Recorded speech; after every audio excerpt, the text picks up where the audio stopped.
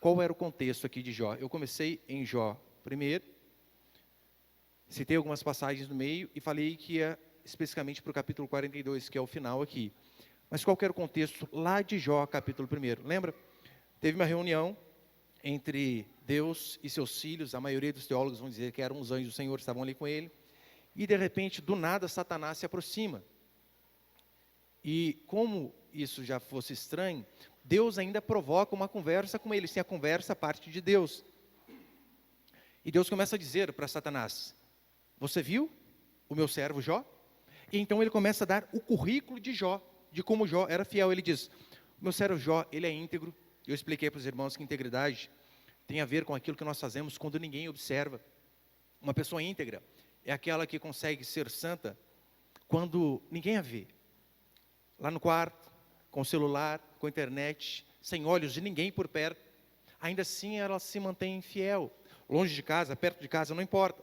Mas não apenas isso. Deus disse que Jó era alguém íntegro, era alguém reto. Reto de fato fala daquilo que nós somos diante das pessoas.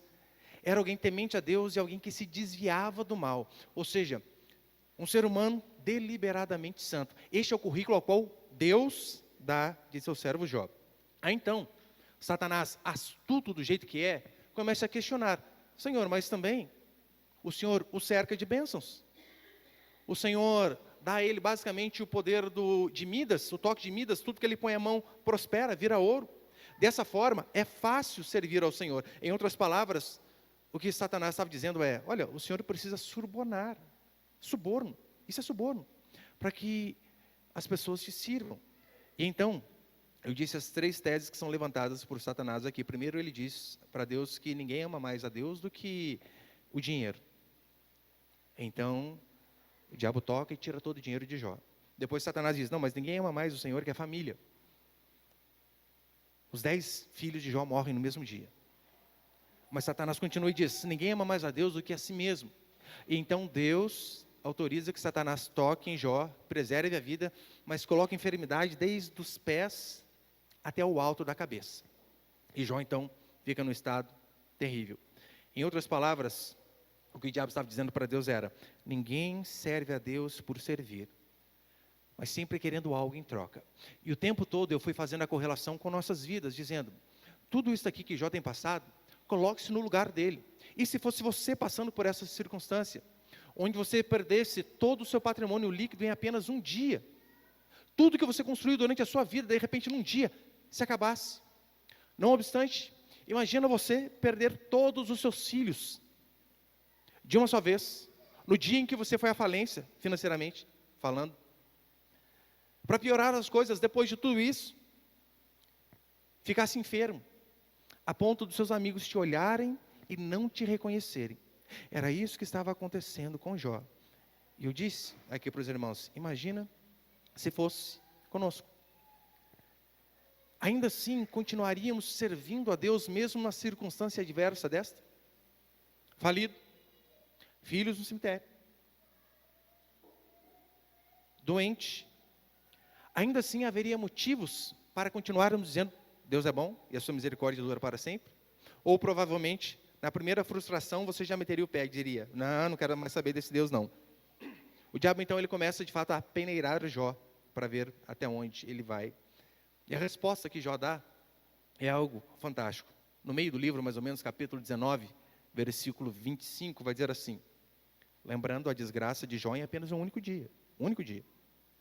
Porque eu sei que o meu Redentor vive, e por fim se levantará sobre a terra. Depois, revestido este meu corpo da minha pele, em minha carne verei a Deus. Vê-lo-ei por mim mesmo, os meus olhos o verão, e não outros. Ou seja, é bem provável que aqui Jó tinha entendido que a restauração a qual Deus promete a todos os cristãos, ela não é terrena. Acreditamos e vamos orar sempre para que Deus nos abençoe financeiramente, abençoe nossa família, nos dê saúde, abençoe os nossos filhos, óbvio. Mas a maior bênção que Deus tem a nos dar, não tem a ver com coisas que temos aqui nessa terra. É por isso que Paulo vai dizer: se a nossa esperança em Cristo se limita apenas a esta vida, somos os mais infelizes de todos os homens. Podemos e devemos ter esperança aqui, mas devemos lembrar que no mundo teremos aflições, e por mais angústias que passemos, como foi o caso de Jó, coisa que ninguém aqui nunca passou, nem chegou perto. Jó provavelmente entendeu que a restauração a qual Deus havia prometido é de fato a que vem dele na próxima vida. E é interessante que após ele fazer isso, aí Deus decide falar, Deus rompe com o silêncio e começa a conversar com Jó. Só que Deus não começa a responder as inúmeras perguntas e indagações que Jó faz. Não, de jeito nenhum. Deus, na verdade, ele começa a apertar o Jó e colocar na parede, dizendo: Jó, vem aqui. Onde você estava quando eu criei as estrelas, quando eu fiz a geada? Onde você estava? Quando eu fiz todo esse mundo, todo esse universo? E Jó acaba ficando sem respostas, óbvio. Só que ele vai descobrir 5 verdades importantes que mudaram a sua vida. E eu parei nesse ponto dizendo que hoje, nós vamos ver essas verdades que mudaram a vida de Jó. E a primeira é a seguinte, põe ali, por favor.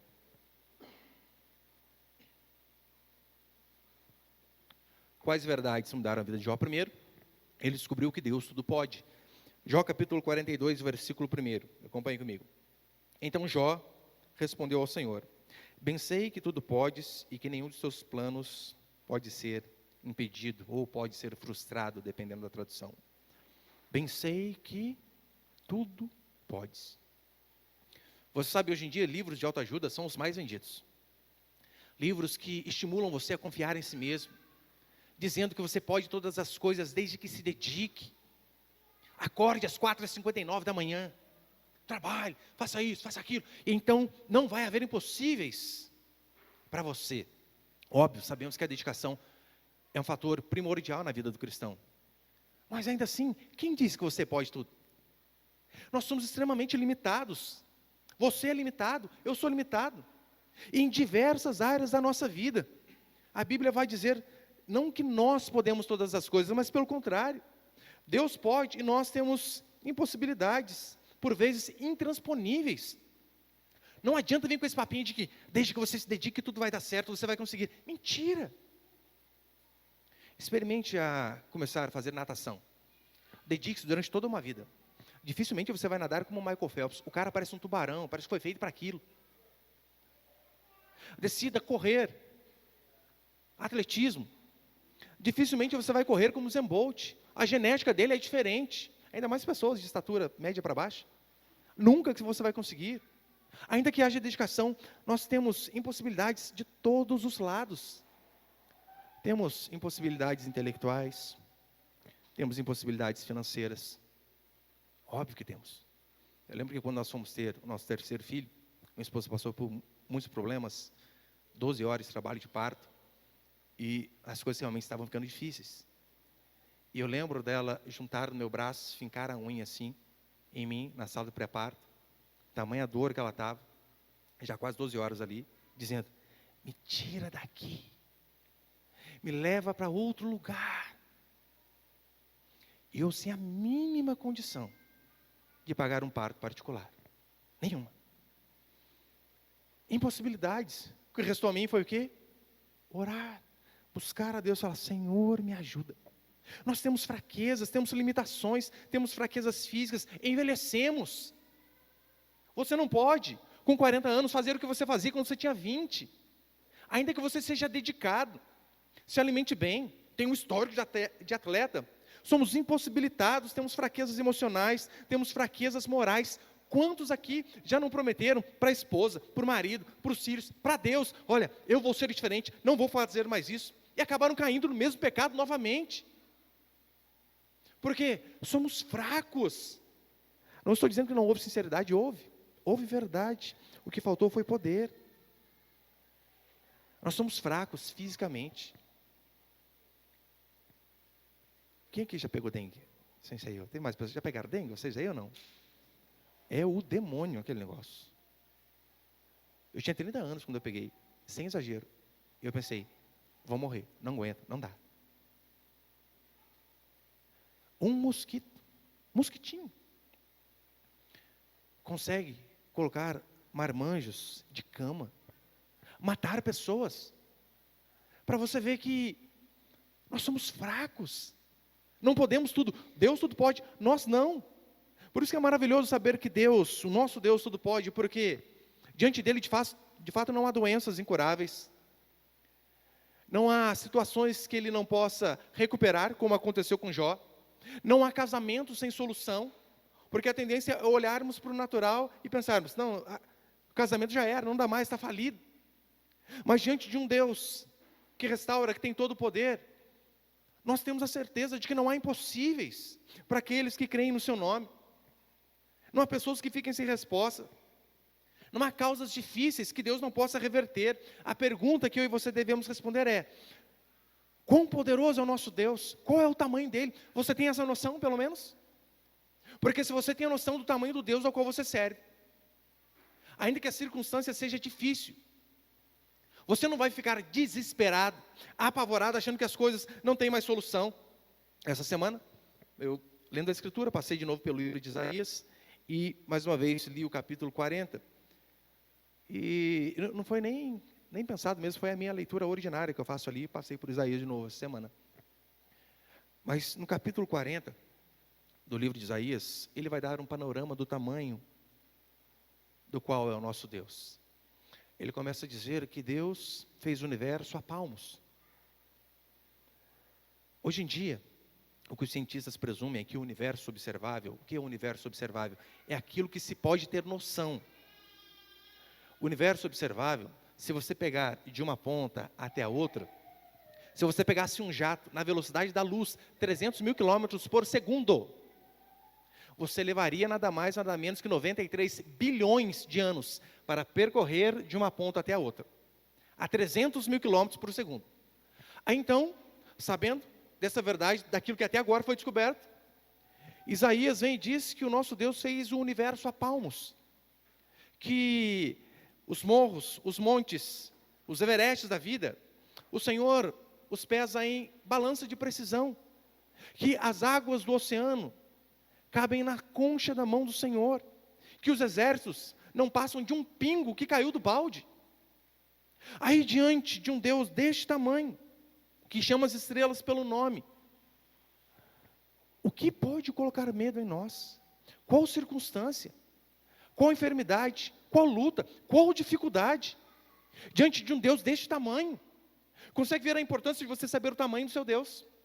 Para que então você olhe para o tamanho do seu problema e você possa perceber que o seu problema em si não é nada comparado ao tamanho do nosso Deus? Olha, eu já dei esse exemplo aqui algumas vezes, mas dá de novo. Eu lembro que a primeira vez que minha mãe teve infarto, numa segunda-feira, minha folga, 6h30 da manhã, minha irmã me ligando. Ó, a mãe teve infarto, está no hospital, está ruim, a médica pediu para chamar você. Porque só tem eu e minha irmã. Saí correndo, fui à Aparecida, cheguei lá, entrei na UTI, a médica me chamou de canto, e eu vendo só o batimento dela ali, 19, 20, 19, 20, 19, 20. A médica já me chamou de canto e disse: sua mãe é de risco. Você sabe que isso aí é um eufemismo. O que ela estava querendo dizer é: olha, se tiver plano mútuo, alguma outra coisa aí, já começa a procurar o contato aí, aqui já era. E eu vendo ali, sem poder fazer nada. O que me fez ter paz foi lembrar do tamanho do Deus ao qual eu sirvo. Eu lembro que vendo a minha mãe ali, desfalecida, eu lembrava de Isaías, eu lembrava dos milagres que o Senhor já havia feito, e orava a Ele dizendo: antes de ser minha mãe, é filha do Senhor. O Senhor a fez, por que o Senhor não pode colocá-la de pé novamente? Qual circunstância? Para o Senhor que chamou Lázaro 4 dias depois de haver morrido, o que é fazer uma pessoa infartada voltar? Pela graça de Deus, voltou, ainda teve mais 3 infartos, e continuou, estava lá. Eu lembro, acho que na primeira consulta que eu fui com ela, veja, acabou de ter um infarto terrível, né? Afetou grande parte da artéria dela, e o médico, cardiologista excepcional, diga-se de passagem, doutor Ednelson, dizendo assim: olha, dona Terezinha, devido ao infarto que a senhora teve, ele pegou como se fosse uma maquete do coração dela, e disse assim: olha, devido ao infarto ter sido muito forte, essa parte do coração da senhora daqui para baixo não funciona mais. Tadinho, quase deu outro infarto, né? Não funciona mais. Minha mãe já começou a chorar, desesperada. Mas na minha mente, o que eu pensava? A senhora fez, o senhor fez o coração. O que é para o senhor fazer um coração continuar funcionando só com uma parte? ou fazer essa parte que ele está dizendo que não pode voltar a funcionar novamente. E de fato, ela veio durante bastante tempo, ainda depois com aquilo ali. E foi falecer de uma coisa que não tinha nada a ver com o coração, nada a ver. Por que eu digo essas coisas? Porque diante de circunstâncias que fogem do nosso controle, o que resta a nós é não olhar para o problema, mas olhar para cima e ver o tamanho do Deus ao qual eu e você servimos. É assim que devemos fazer. Diante do tamanho do nosso Deus, não há o porquê ficarmos desesperados. Nós vemos o tamanho dele, seja, né, no macro aqui, como Isaías vai relatar, em Isaías 40 aqui, mas até nas mínimas coisas. Olha como que Deus é meticuloso, olha como que Ele cuida das coisas. Pode parecer uma coisa besta. Essa semana eu estava estudando propriedades do ovo. Tem nada a ver, né? Mas era justamente por conta de ver Deus até no micro. Eu vendo ali, aquele ovinho que às vezes você não dá nem atenção para ele. Aquela camada óssea ali tem microfuros, que faz a troca de calor com o ambiente externo. E quando a gente quebra, né, tipo aquelas membranas ali, são películas feitas especialmente para que nenhuma bactéria chegue no pintinho. Eu estou vendo, ela falei, meu Deus, o senhor se preocupa com o pintinho desse jeito. E a minha vida, e a sua. Portanto, devemos olhar e ver que tudo aponta para o Criador, como diz Romanos, em toda a Escritura. Os códigos de vida, né, eles não se originam espontaneamente. Não são frutos de uma explosão, mas toda a nossa vida está no controle do Senhor. E este Deus que nos fez exatamente do jeito que somos, este Deus tudo pode. Quando você chegar no seu limite, no seu extremo, se achar sem saída, lembre-se que Deus tudo pode. Esta foi a primeira verdade que Jó descobriu. A segunda verdade que Jó descobriu é que nenhum de seus planos podem ser frustrados. No versículo primeiro ainda vai dizer isso. Então Jó respondeu ao Senhor, bem sei que tudo podes e que nenhum de seus planos podem ser frustrados ou impedido. Saber que a mão de Deus dirige o nosso destino é algo libertador. Você não tem noção. Libertador. Saber que para nós que somos cristãos, não tem essa de azar, feitiço, macumba, não. É a mão do Senhor que nos dirige. Nada acontece conosco se não for a vontade do Senhor. Nós não somos um acidente, não fomos jogados ao acaso como brinquedinhos que um relojoeiro, alguma coisa, deu corda ali, soltou e vamos ver o que dá. Não. Os planos do Senhor, de fato, se concretizam e é tudo feito segundo a sua vontade. E ainda que coisas terríveis venham a acontecer conosco, pode ter certeza, os planos do Senhor não se frustram. Ainda que a economia quebre, de fato está acontecendo isso.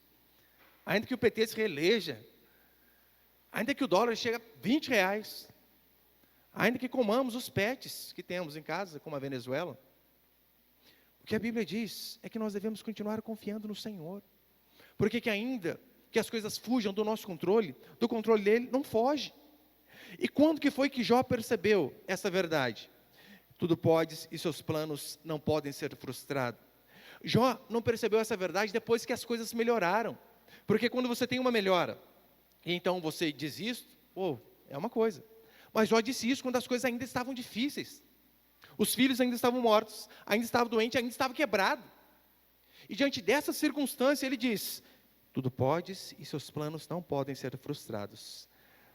Para mostrar que, ainda que a circunstância não havia mudado, a perspectiva dele sobre o seu Deus havia. É por isso que nós não precisamos ver uma mudança na circunstância para crer em Deus. Nós precisamos mudar a nossa perspectiva, olhar para Deus, independente de como anda a nossa circunstância. Porque veja como é o testemunho de muitos hoje. Estava com uma dor no braço, não conseguia erguer, agora consegui. Tinha uma dor de cabeça, nada contra. Eu oro para dor de cabeça, dor no braço, bursite, sinusite, o que tiver. Nada contra essas coisas aí. Mas quando nós ouviremos testemunhos como o de Jó, pessoas quebradas, pessoas doentes, pessoas no luto, e ainda assim dizendo, bem sei que tudo pode, e seus planos não podem ser frustrados. É isso que Jó diz. Portanto, independente da circunstância, ele tinha essa certeza. É Deus quem cuida. E se você tem essa certeza sobre a sua vida, meu querido irmão e irmã, você não tem noção como que isso traz consolo. com que isso de fato traz refrigério, mesmo nas piores circunstâncias. Porque as pessoas que mais glorificaram a Deus no decorrer de toda a Escritura e de toda a história, foram aquelas pessoas mais exprimidas pela dor. Assim como veio o caso de Jó.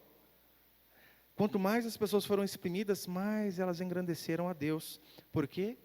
Elas entenderam aquilo que Paulo vai dizer lá em Romanos. Todas as coisas cooperam.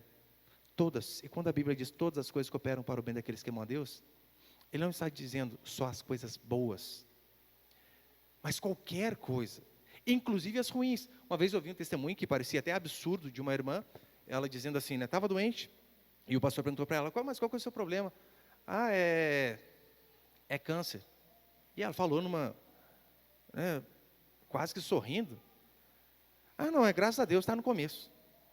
Eu só descobri porque começou a dar uma dor no rim, e eu descobri que eu tinha pedra nos rins, então eu fui ver por conta dessa dor aqui, eu descobri que eu estava com câncer, só que está no começo, e a possibilidade de cura é enorme. Eu falei, puxa, quando a gente vê Deus em todos os lugares, até as piores notícias não podem nos colocar para baixo. Saber que Deus tudo pode, que Deus está no controle. Agora, pessoas que acham que sabem muito, que acham que podem todas as coisas na força de seu braço, essas normalmente passam por dificuldades, porque Jó no começo aconteceu isso. Deus começa a questionar o Jó, e Jó vai dizer assim, eu falei de coisas que eu não conhecia, falei de coisas que não sabia. E se tem uma coisa que Jó fez aqui no livro dele, foi basicamente perguntar, se defender e se queixar. Mas daí então, quando os olhos dele se abrem, ele então começa a dizer, meu pai, quanta besteira eu disse, quantas coisas erradas eu falei. Por isso que eu disse, pessoas que acham que sabem muito, passam por muitas dificuldades, porque não é possível estar na presença do Senhor com o peito estufado, prepotente, arrogante, achando que é Senhor de si mesmo. Porque enquanto você se acha o máximo, como que Deus vai agir na sua vida? Enquanto você acha que você consegue sustentar o seu casamento, sua vida financeira, educar seus filhos, por suas próprias forças, ora, você não precisa de Deus. E você se esquece daquele princípio básico que Tiago vai dizer, que Deus resiste ao soberbo. Então Jó percebeu, por isso ele começou a se colocar no seu lugar. Além do mais, no versículo 5, acompanhe comigo, Jó 42, versículo 5. Com os ouvidos eu tinha ouvido falar a teu respeito, mas agora os meus olhos te veem. Jó, ele passa por todas essas aflições, então ele diz, antes eu conheci de te ouvir falar, hoje os meus olhos te veem. Só que como eu e você conseguimos conciliar o capítulo 1, no versículo 8, onde Deus dá o diagnóstico de Jó, lembra? Homem íntegro, reto, temente a Deus, que se desvia do mal. Deus dá este diagnóstico de Jó, e Jó agora, no capítulo 42, ele disse que ele não conhecia o Senhor. Como que a gente junta essas coisas aí? É porque Jó conhecia Deus em partes. É mais ou menos o seguinte, para ficar fácil você entender. Imagina o seguinte, pega um senhor de 60 anos, que seja, que nunca foi à praia, e leve-o a primeira vez. Você lembra a primeira vez que você foi à praia? A gente fica igual caipira. A gente é caipira, né? Mas a gente deixa transparecer que a gente é caipira. Eu lembro, eu ponho a mão na água e lambia. Será que é salgada mesmo? Só para ver se era. Aí você leva um senhor de 60 anos que nunca foi à praia. Vai ser um caipira lá. Vai beber a água para ver. Agora, esse senhor pode dizer que ele conhece a praia? Óbvio que pode. Conhece de fato, ele a viu. Aí então você pega um senhor de 60 anos, um caiçara, que foi criado a vida inteira na praia. Os dois conhecem a Deus, os dois conhecem a praia, melhor dizendo, óbvio que conhecem. Só que há uma grande diferença entre aquele primeiro senhor, que entrou a primeira vez e viu o mar, e aquele outro que foi criado a vida inteira ali. É basicamente isso aqui que Jó está dizendo. Antes eu tinha um conhecimento do Senhor, mas era um conhecimento superficial. Hoje é totalmente diferente. E como que eu e você conhecemos a Deus hoje? João 17 vai dizer, a vida eterna de fato é essa, né? Que te conheçam a ti, o Deus verdadeiro. Conhecer a Deus deve ser o objetivo da nossa existência. Falamos no culto aqui da virada, da importância de fato se dedicar a Deus, não apenas porque o ano está começando, mas ter isso como estilo de vida. Porque é isso que eu e você devemos fazer como cristãos, conhecer a Deus constantemente, andarmos com Ele. E se você acha que conhecer a Deus é simplesmente vir aos cultos, aos domingos, participar de um pequeno grupo, mas você não ter o seu devocional diário, a sua busca diária, você está como se fosse Jó no comecinho da sua vida. Ele tem um conhecimento de Deus, mas é um conhecimento limitado. Mas sabe qual outra verdade que Jó descobriu? No versículo 6 ele vai dizer, Jó 42, 6. Por isso me desprezo e me arrependo no pó e na cinza. Ou seja, Jó de fato tinha visto o seu pecado. Por isso que na versão revista atualizada vai dizer, por isso eu me abomino. Eu sei que dizer que se é abominável é uma confissão que cai bem talvez na boca do traficante, do pedófilo, do assassino, dizer que é alguém abominável, mas não na boca de um homem piedoso como Jó, segundo o próprio Deus disse que ele era piedoso. Mas as pessoas que mais se lamentam e choram por seus pecados, não são aquelas que cometem os pecados maiores, são aquelas que de fato mais conhecem a Deus, porque quanto mais você conhece a Deus, você vê que coisas mínimas ofendem ao seu Criador. Quanto mais você conhece a Deus, você vê que a sua falta de paciência ofende a Deus, você vê que a sua ignorância ofende a Deus, que a sua inveja ofende a Deus, que o seu mau humor ofende a Deus, que a forma como você trata as pessoas ofende a Deus. Só que, para você entender que essas coisas mínimas ofendem a Deus, você precisa conhecê-lo. Então, quanto mais nós conhecemos a Deus, nós entendemos de que até essas coisas que parecem mínimas ofendem o Senhor. Quando nós conhecemos o nosso pecado, nós ficamos mais humildes, ficamos extremamente mais quebrantados. É por isso que você percebeu o que Jó fez? Jó, ele ora por seus amigos, mesmo seus amigos tendo caluniado. Jó vai e ora por eles, porque a preocupação dele não era em se defender, era em interceder, em se preocupar com o próximo. Você orar para um irmão da igreja é fácil. E para o fulano que vive falando mal de você? E para o fulano que não olha na sua cara? Que você sabe que basta isso aqui, é a oportunidade que ele queria para denegrir você na frente dos outros.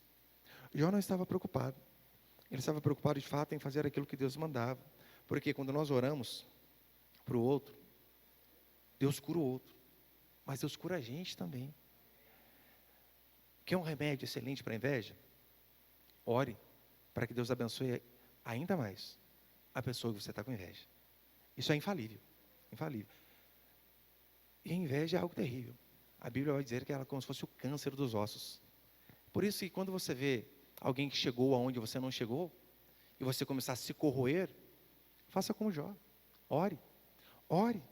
A oração é fundamental. Se queremos ter uma vida restaurada pelo Senhor, é necessário, de fato, lembrar desses princípios que eu falei. Deus tudo pode, nem os seus planos podem se frustrar. Devemos reconhecer nossa maldade, nossa ignorância, que por vezes falamos coisas que não sabemos, e principalmente, reconhecer o nosso pecado. Isso é fundamental.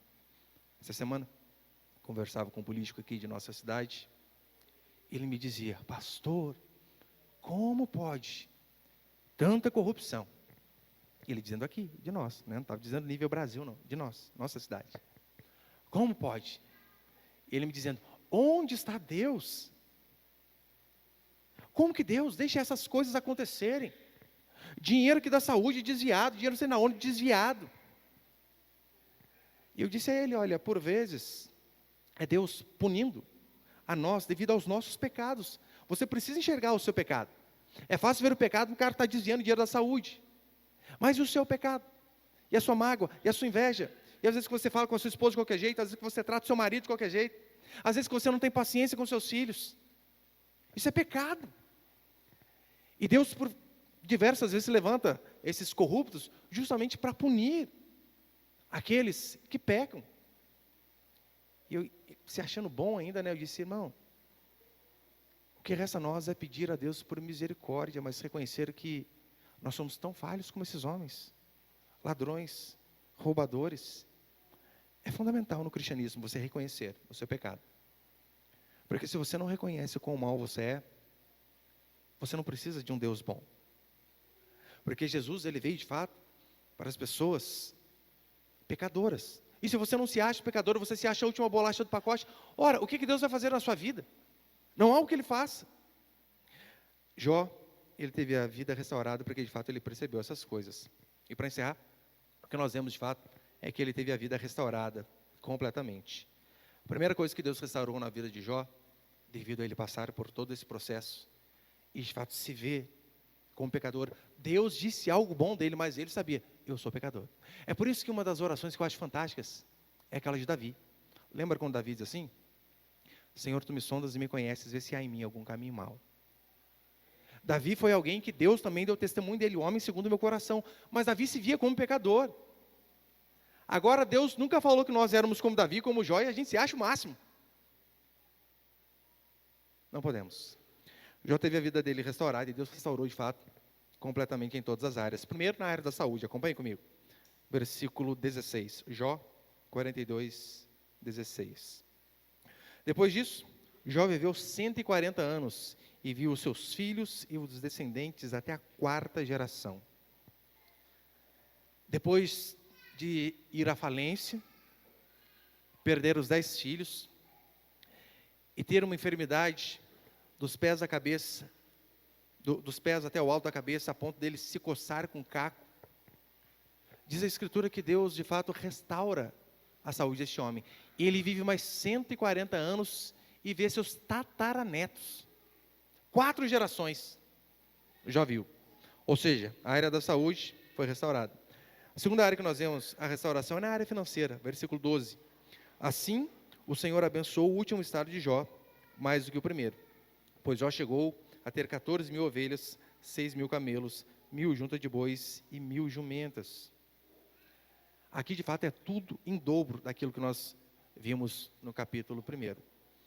Deus, Ele não vê problema em nos abençoar financeiramente. Eu sei que hoje em dia, devido à teologia da prosperidade, onde as pessoas só falam de dinheiro, a tendência é a gente ir para o outro extremo, dizer, não preciso de dinheiro. Mentira. Dinheiro é fundamental, é essencial. E com ele, nós podemos ajudar mais pessoas. Podemos fazer muitas coisas. Então, essa coisinha de que eu não ligo para dinheiro, é mentira. O dinheiro é importante. Você imaginou se nós tivéssemos mais dinheiro, em vez de pagarmos aluguel nesse salão, poderíamos comprar esse salão. Com o dinheiro do aluguel que nós pagamos aqui, poderíamos colocar um obreiro para trabalhar junto comigo e mais um para servir as pessoas. Então, que história que é essa? Que dinheiro não é importante? Óbvio que é importante. E Deus aqui, de fato, Ele abençoa Jó financeiramente. Deus não tem problema em nos abençoar financeiramente. O problema é quando nós queremos apenas esta bênção. Mas não é errado orarmos para que Deus nos abençoe. Deus, o Deus a quem servimos, Ele de fato restitui. Então, não fique aí, não sei se eu oro por tal coisa. Ora, pede. Não é isso que a Escritura diz? Nada tens porque não pedis? Peça. Jó foi restaurado e teve tudo em dobro. A outra área que nós vemos Deus restaurando a vida de Jó é na área da amizade. Versículo 8, acompanhe comigo. Jó 42, 8. Jó 42, 8, diz assim a palavra do Senhor. Levai 7 novilhos e 7 carneiros ao meu servo Jó, e oferecei um sacrifício por vós. E Jó oferecerá um sacrifício por vós. O meu servo Jó intercederá por vós, pois certamente o aceitarei, para que eu não retribua vossa ignorância, pois não falastes a verdade a meu respeito, como fez com o meu servo Jó.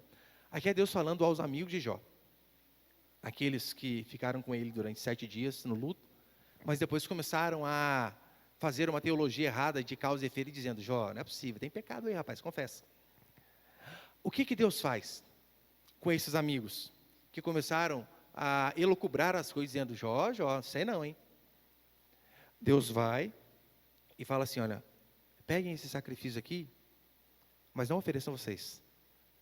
Levem a Jó, aquele que vocês caluniaram, ele vai oferecer o sacrifício, e aí então eu vou aceitar o sacrifício dele. E sabe o que Jó faz? Oferece o sacrifício. E ora para os amigos novamente. Coisa que talvez não aconteceria com a maioria dos crentes, né? A maioria dos crentes, essa é a hora de cantar Sabor de Mel, gente. Não tem como não cantar. Quem me viu passar na prova não me ajudou. É a hora. Você percebeu que Jó, mesmo tendo essa possibilidade, ele não fez? Ele fez aquilo que era correto. Portanto, ande com Deus e não se preocupe se as pessoas falam mal de você. O dia que elas mudarem de opinião e te procurarem, não as ignore. mas atenda-as. E trate-as da melhor maneira possível. Você não precisa ficar expondo mágoas. Não, de jeito nenhum. Você não precisa buscar vingança, mas você precisa orar. Eu lembro uma vez tinha o irmão frequentar um período aqui na nossa igreja, e a esposa dele falou que ele tinha depressão. E por vezes ficava 3, 4 dias trancado no quarto. E eu visitei ele uma vez, peguei o telefone dele, e eu lembro que acho que alguns dias depois eu estou ligando lá para ele, ele não atendia de jeito nenhum. De jeito nenhum. Liguei um dia, liguei 2 dias, liguei 3 dias e nada dele atendeu. Eu fiquei preocupado com essas crises aí. Aí eu peguei e liguei para a esposa dele. Falei, fulano, faz 3 dias que eu estou tentando falar com o seu marido. Ele não me atende. Como ele está? Ela explicou, né? No quarto, trancado. Só que depois que ele saiu do quarto, ele descobriu que eu liguei para a esposa dele, mas não quis nem saber o que eu perguntei para a esposa dele. Pensa no homem que esculachou comigo. Sem vergonha, salafrário, eu vou falar mal de você para todo mundo, seu pastor traíra, fura-olho. Eu falei, gente do céu. E falou muito palavrão também, que eu não vou falar, óbvio, né? Mostrei a mensagem para minha esposa, olha aqui, o que ele falou de mim, Raquel. Deu 2 dias, eu fui lá na porta da casa dele, de novo. A minha esposa, vai fazer o quê? Eu vou ver se passou a crise já, me xingou, agora pode ser que esteja tudo bem, né?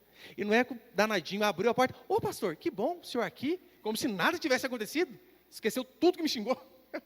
E eu nem toquei no assunto, eu não estou nem aí. Você acha que eu vou falar, isso aqui você feriu minha honra? É ruim, hein? Essa é a melhor coisa que eu e você devemos fazer. Não retribuir o mal com o mal.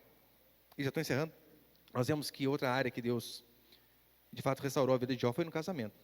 Lembrando que Jó estava num momento crítico, um momento mais difícil de sua vida. E a esposa, a única que sobrou, depois de toda aquela desgraça, dizendo, rapaz do céu, amaldiçoa o seu Deus e morre. Você não dá mais nada na vida, olha aí, você está quebrado, falido, sem filho, doente. Só que agora Jó está rico de novo. 2 vezes mais. Jó está com saúde. Ele poderia dizer para aquela mulher, agora sou eu que não quero mais, vai embora. Ele não fez isso. Por quê? Deus de fato é um Deus que restaura. Não devemos desistir, mas buscar sempre a restauração do Senhor. Quantos casamentos eu já vi capengando. E eu dizia, não desiste, ore, mude seus comportamentos, mas não desista. E às vezes depois de tempos, Deus restaurou, mas se tivesse desistido, não podemos. E a última área que Deus restaura aqui para encerrar, é de fato na área dos filhos. Lembra? Diz a Escritura que no capítulo 1, versículo 2, Jó tinha 10 filhos, 7 homens e 3 mulheres. Olha o que vai dizer agora o versículo 13 de Jó 42. Jó também teve 7 filhos e 3 filhas. Pastor, mas calma aí, não é a mesma quantidade que ele tinha lá no começo? Deus, até agora, tinha, de fato, restituído tudo em dobro. E a Escritura diz que ele restituiu em dobro. Mas como explicar? Se ele tinha 10 filhos e Deus dá outros 10 filhos a ele, e exatamente a mesma quantia, 7 homens e 3 mulheres. Por que mesmo assim ainda podemos dizer que Deus deu em dobro para Jó? Porque imagina este homem vindo do cemitério após deixar os seus 10 filhos lá. Jó, ele, quando alguém vem do cemitério, via de regra, né, alguém passa por algum luto, a gente fala, fulano perdeu o pai, perdeu a mãe, perdeu o filho. Mas não foi isso que aconteceu com Jó. Jó não perdeu os seus filhos. Por que ele não perdeu os seus filhos? Porque ele sabia com quem seus filhos estavam e onde seus filhos estavam. Essa é a diferença.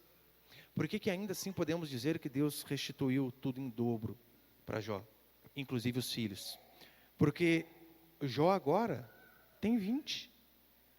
A diferença é que 10 estão com o Senhor e 10 estão com ele. Mas continua tendo tudo em dobro.